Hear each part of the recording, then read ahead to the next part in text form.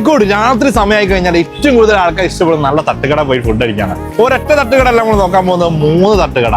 അതും one of the best തട്ടുകട. First തന്നെ നമ്മൾ പോകാൻ പോകുന്നത് കോഴിക്കോട് ഒരുപാട് കാലമായിട്ടുള്ള വാസനൈക്കർ ഹോസ്പിറ്റലിന്റെ തൊട്ടടുത്തുള്ള ഫുഡ് കഴിച്ചാൽ കട്ടൻ ചായ ഫ്രീ ആണ്, സുലൈമാനി ഫ്രീ ആണ്, പിന്നെ തട്ട് ദോശയും നല്ല CDF നല്ല ചൂടുള്ള നെരിഞ്ഞ ഉഴുന്നുമണി, ഇതൊക്കെ സാമ്പാറും ചട്നിയൊക്കെ മിക്സ് ആക്കി കഴിക്കുമ്പോൾ ഒരു പ്രത്യേക ഒരു അടിപൊളി ടേസ്റ്റ് ആണ്.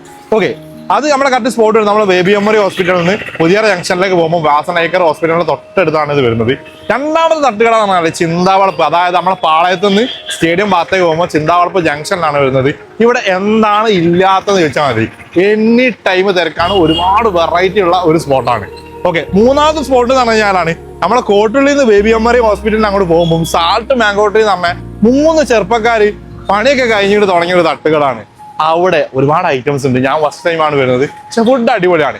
കോഴിക്കോട് ഫുൾ ടൈം ഓണാണ് മോനെ. തട്ട്